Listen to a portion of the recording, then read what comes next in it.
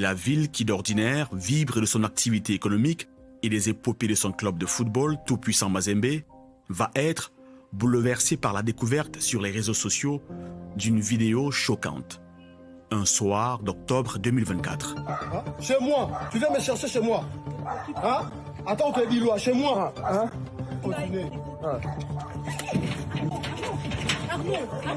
Nous tombons sur une vidéo d'un monsieur en train d'être tabassé par un autre et c'est une dame qui est au milieu. Une bagarre d'une rare violence, filmée, publiée sur les réseaux sociaux et partagée en boucle. On y voit un homme se faire violemment frapper. À ses côtés, une femme tente d'intervenir. Elle crie, elle s'interpose, mais rien n'arrête les coups.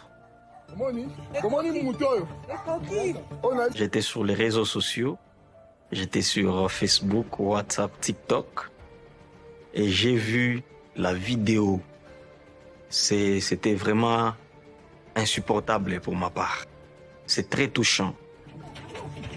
En quelques heures, tout Lubumbashi s'interroge. Qui est cet homme? Pourquoi est-il frappé avec une telle violence? Parmi ceux qui reçoivent la vidéo, une pauvre femme va en avoir le cœur brisé à tout jamais. L'homme que l'on frappe, que l'on humilie, c'est son petit-fils. Il était seul. On l'a massacré. J'ai regardé et vu comment le sang sortait de l'œil. Et on continuait de le frapper. Encore et encore. J'avais très mal au cœur. Voir cette image est un supplice. Ce visage ensanglanté, tuméfié, c'est celui de Patrick Kabouya. Un jeune commerçant sans histoire, un fils aimé. Son oncle ne découvre la vidéo que quelques jours plus tard. Après 3-4 jours, c'est sa grande sœur Yolande, la fille de notre grand frère, qui me montre la vidéo. J'ai sursauté. Je me suis dit, mais comment vous ne m'avez pas informé et pourquoi Kabouya ne m'en a pas parlé?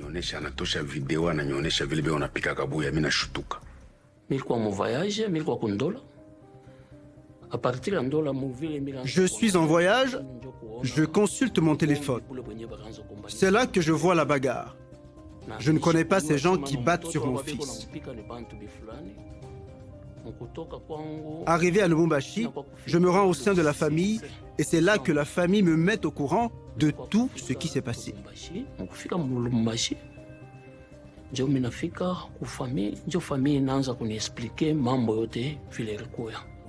Les uns après les autres, les proches de l'infortuné apprennent ce qu'a subi Patrick Kabouya. Un passage à tabac d'une rare violence. Et la femme que l'on peut voir sur la vidéo tentant désespérément de le protéger, c'est Betita Luzwangu, sa fiancée. Mais qui est cet homme qui frappe Patrick avec une telle rage?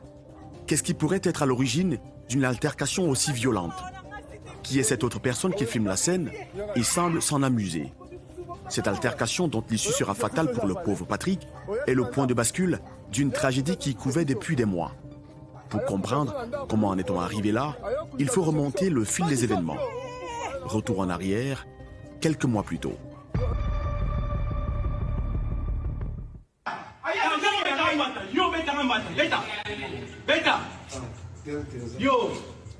Dans cette autre vidéo amateur tournée le 6 juin 2024, un peu avant midi, l'on peut reconnaître Patrick Kabouya, ici vêtu d'un blouson, s'adressant à un homme que nous reconnaissons.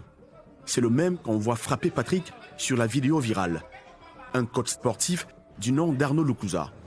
On distingue aussi une voix de femme, celle de Betita Luzwangu, la fiancée de Patrick. Au cœur de la querelle, une suspicion d'infidélité. Les faits se déroulent dans cet immeuble où travaillent les deux hommes. Bon, Patrick était à une close. C'est là où il avait installé le magasin. Le coach était aussi à une close avec leur salle de massage, de sport, tout ça. Alors Patrick est en relation avec une fille, Betita, sa copine à vrai dire. Sa copine lui a demandé d'essayer de faire des sports pour maintenir la forme. C'est à ce moment-là que Patrick est allé l'inscrire dans la salle là où il y avait des coachs. C'est là où sa copine a pris des contacts avec le coach parce que le coach lui aidait par rapport aux séances de sport et autres. Alors, c'est là où l'histoire a commencé. Sa copine a commencé à fréquenter le coach. La première fois, Patrick est allé voir le coach pour lui dire que non, votre relation avec ma copine, je n'aime pas encore ça. Sinon, je vais annuler le contrat. Elle ne va pas encore commencer à fréquenter votre salle. Alors, le coach n'a pas voulu mettre fin à cette relation-là avec sa copine. C'est comme ça que l'histoire a commencé à prendre l'ampleur. Et c'est Patrick qui arrive pour interpeller encore une fois le coach Arnaud. Patrick Kabouya, qui avait lui-même inscrit sa fiancée Betita dans la salle de sport d'Arnaud Loukouza, l'a soupçonné désormais d'entretenir une relation avec son coach. Une relation que Betita et Arnaud niaient farouchement.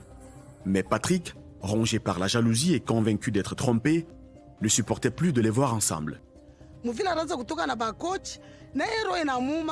Et quand Kabouya les voyait sur les réseaux sociaux, les exercices qu'elle faisait avec le coach, il avait mal au cœur.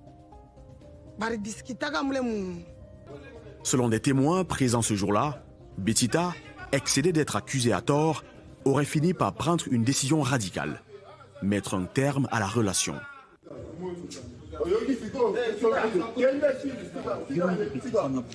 Patrick, tu peux partir. Alors c'est la dame qui dit ouvertement, écoute, c'est déjà fini entre lui et moi, je ne sais pas pourquoi il insiste à ce que notre relation se poursuive. Et donc, par là, nous comprenons que la dame ne voulait plus de la relation, ne voulait plus de Patrick, et Patrick était tellement amoureux de la dame. Patrick aurait fini par reconquérir le cœur de son amoureuse, mais sans jamais tirer un trait sur cette suspicion d'infidélité qui continuait de le hanter. Alors, qu'est-ce qui a bien pu provoquer une nouvelle altercation 4 mois plus tard? Et pourquoi Arnaud Loukouza a-t-il roué de coups Patrick avec une telle violence?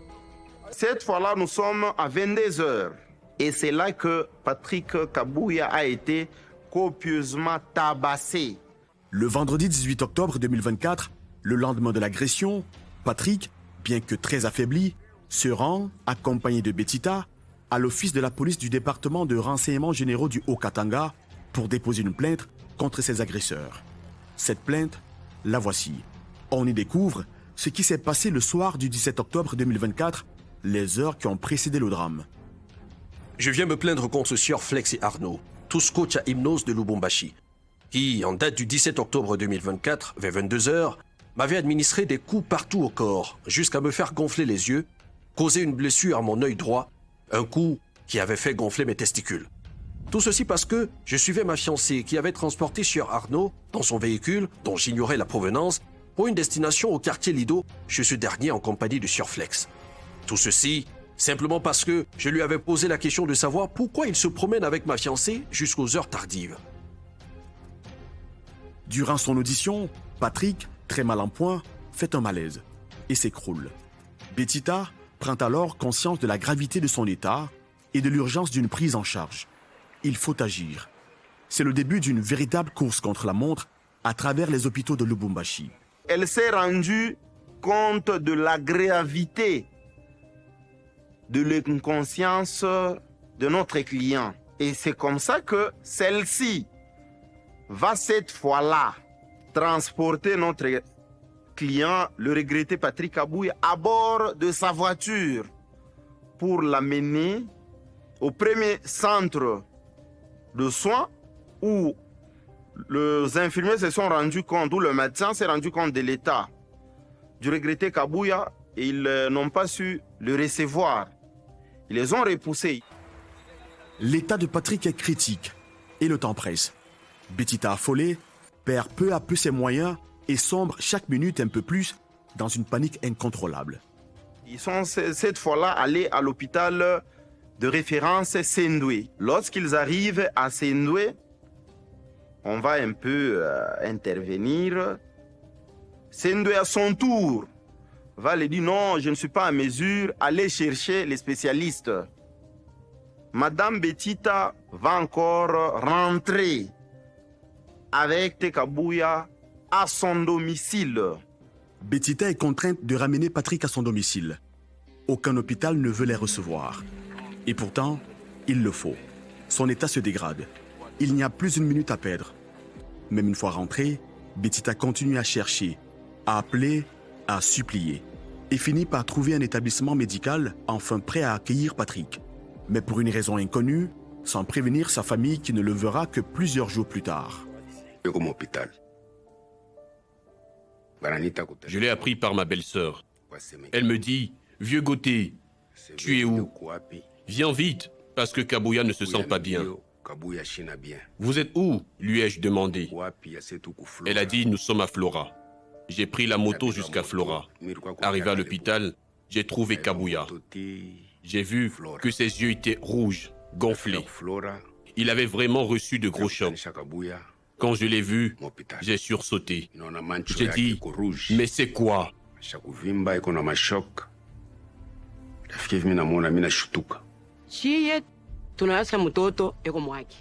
Nous savions que l'enfant était chez lui.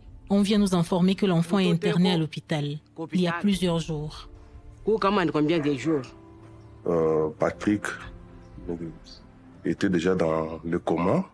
On nous a dit non, comme ça, on peut déplacer les corps seulement dans une ambulance qui est médicalisée. À ce moment-là, on est parti commencer à chercher l'ambulance médicalisée. Alors que Betita croit avoir sorti son fiancé d'affaires, tout se complique gravement.